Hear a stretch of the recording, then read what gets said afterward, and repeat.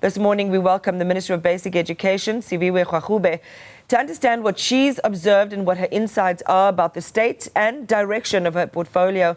Minister, good morning. Thank you for your time. I think it is important in our conversation to chat with you and get an update about your national tour, your meetings with educators and partners, and as an opener to share with us your three main insights after all of these meetings.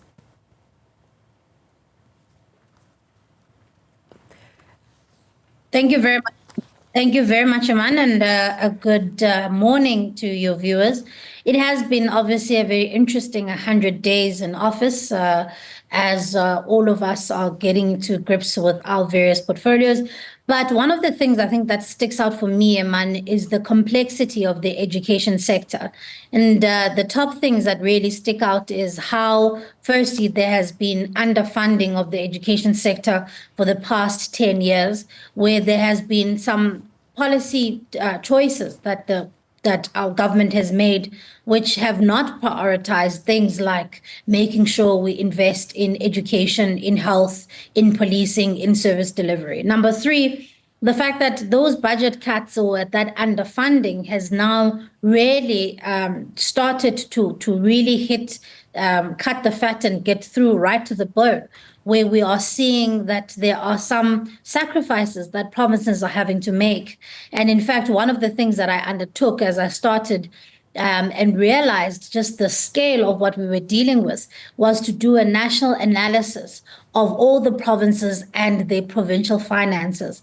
And it baffled my mind that this had not been done really in a complete picture to see where are provinces having their deficiencies, where are they having most pressures, so that when we go to Treasury and make the case for why we need in-year support financially now and why we need additional allocation in the new financial year, we have a good understanding of where we are. So that's been one of the things that I've had to deal with, because ultimately, man, one of the things that I want to do is to protect frontline services from these budget cuts. I want to protect teachers from being taken away from classrooms. We want to make sure that we keep the learner-educator ratio low so that we can make sure we look after education outcomes. If you start having classes as big as 50, where I was, for instance, in the Northwest, where they're saying they're dealing and they're struggling with overcrowding, for instance. But if you start having classes that big, you will compromise. And that's been one of the key things that I've been grappling with over the past 3 months. I want to come to the point that you have just raised with us now around the underfunding, and you've spoken about this before, that you're baffled, that I think a high-level financial analysis, just, trying to describe the anatomy of education in South Africa, where the needs are, where money should go. One would think that that would be, the foundational piece of work that any incumbent would have to undertake to understand the scale of the problem, to measure it, and then to be able to channel resources to it. Have you been in conversations with your predecessors around that, or are you just charging forward? Because this seems to be a fundamental flaw then. Yeah, look, it is a fundamental flaw. And I think the previous minister also, I think, was obviously led by the wider government's decision with regards to the allocation of funding.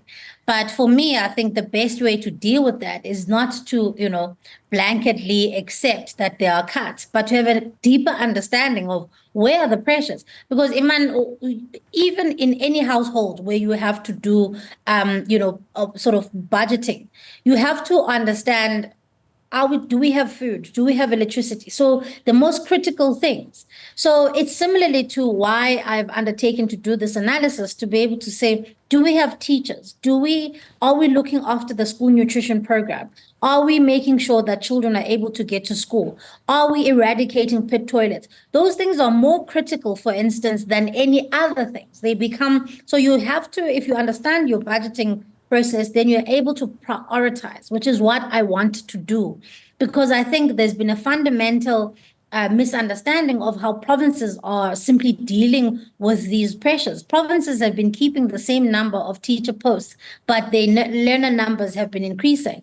Gauteng will tell you that every year they get about 60,000 learners from around the continent, from around the country. Now, you can't keep, funding a province in a similar way and in that fashion unless you understand what specific and unique pressures they're facing. And that's why I've undertaken to do this national tour. I've now covered 5 provinces.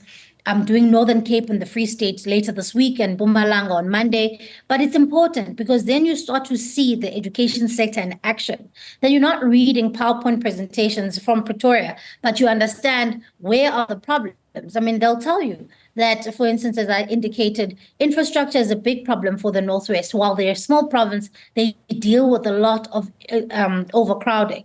And that's one of the things that I want them to have a specific intervention on, and I would want to assist them on that. I think you said something key there, Minister Gwarube, around ministries or departments not blanketly accepting allocations, that are made in respect of budgets. It sounds like you are taking, or you have a different attitude about all of this. I mean, how would you describe how you're deciding to pursue this, how you're deciding to push back, or it sounds as if like you're wearing the mantle of an activist even? Absolutely. I mean, I think, look, the Minister of Finance and I have a very good relationship, but I mean, he understands that I'm going to fight very hard to make sure that provinces, especially where they have managed their money properly, but are still not meeting their demands.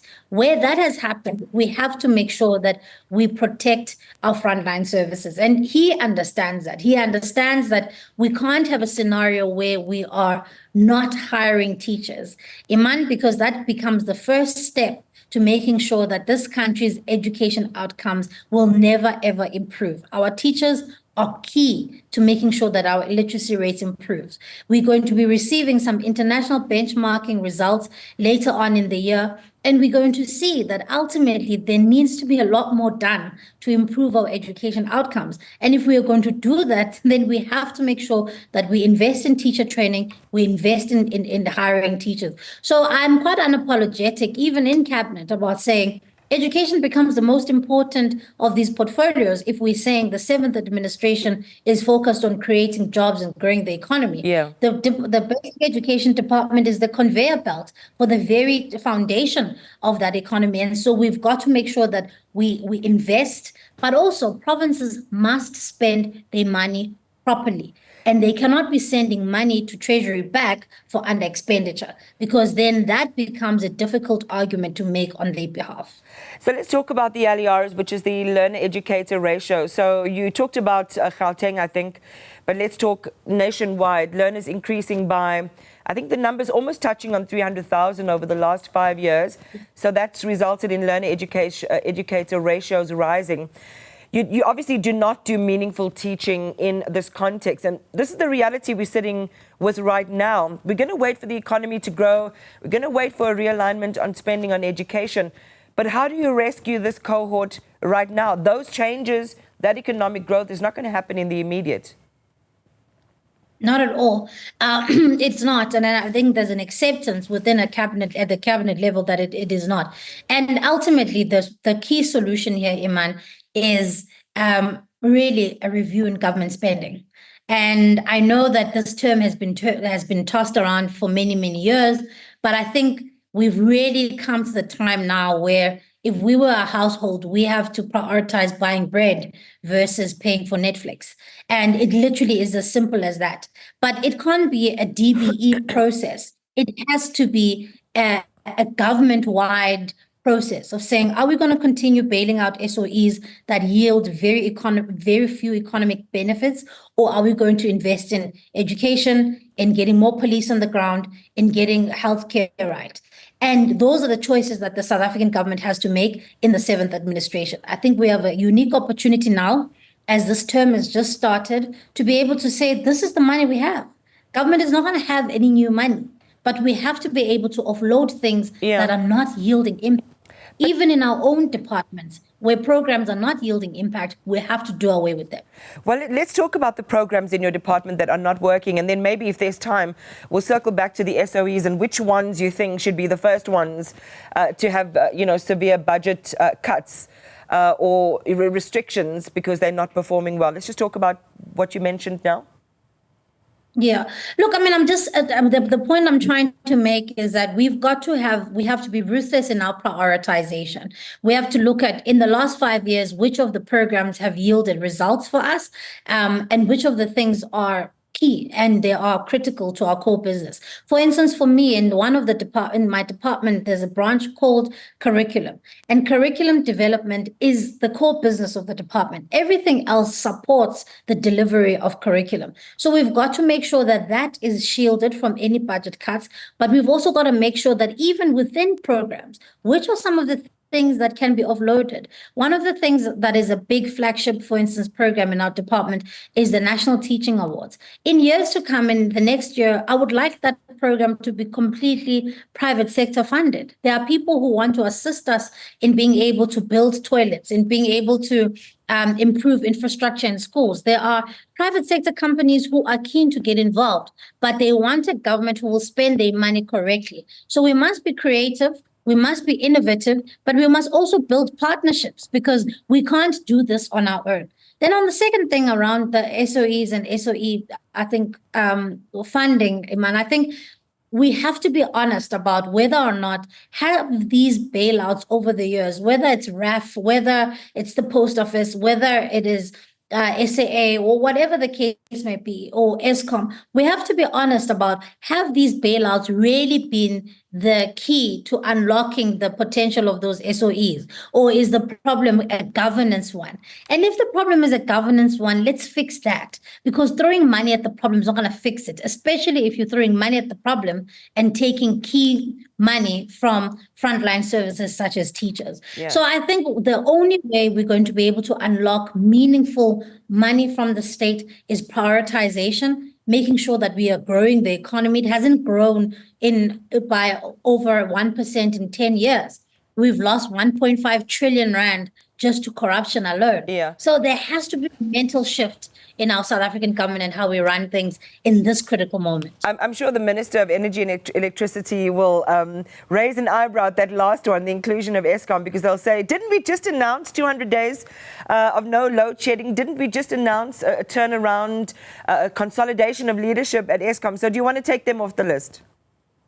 Yes, no, of course. I mean, I think credit where credit is due, and I think my colleague, Minister Ramokgopa, has been doing something right.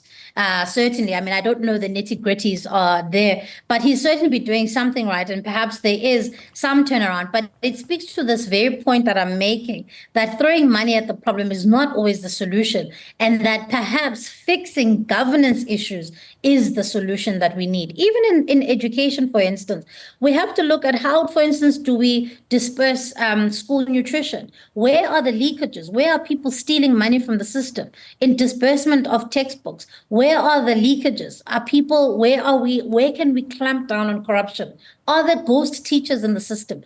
It's just we have to think differently about public finances, and we can't still keep doing the same thing as we are running out of money more and more and more. And we are spending 350 billion rand servicing debt alone, which is more than what we spend on education and health. Let's see if in 120 seconds we can deal with three things. So let's put our tackies on and go for it.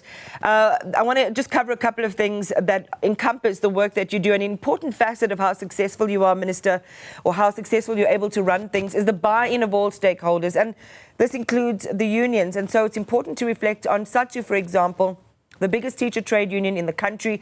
They are a major stakeholder in education and a potential partner and ally. But you've had some divisions now over Bella and your non-invitation to their recent elective Congress. COSATU President Zingisa Losi said, what kind of policy would she be coming to articulate as a minister when she's unable to account to the president? One would have expected that she would have come here and told us why the Bella Act is important and how we can strengthen it. She also said you shouldn't ignore SATU, because the only way to take South Africa forward is when all parties are able to sit at the table and listen to each other. So how are you going to fix this? Yeah, look, I mean, I think firstly, I've got a very good working relationship with all 5 teacher unions. And I get that often there has to be public utterances that are made. And I'm mostly concerned about how behind closed doors we are able to see we are able to find one another. For instance, the last interaction I had with SATU and the other 5 trade unions was briefing them on some of the budget constraints that we find ourselves in. And we are all on the same page about wanting to make sure that we save frontline services. So I'm not entirely concerned. I think at the end of the day, the Deputy President was representing the South African government at the conference. And ultimately, when it comes to education and not necessarily the politics, I think we are able to find one another with all 5 of the trade unions. On the GNU, and I know we've talked ad nauseum about, and I suppose we've got to, right, because it's something we're testing and experimenting with as a country. But on the GNU and the clearinghouse, the president said would become the dispute resolution mechanism of the GNU without usurping the authority of cabinet. Your thoughts on that? Has anything happened? Yeah, so the technical committee, I think, is going to be sitting this week if it hasn't already met.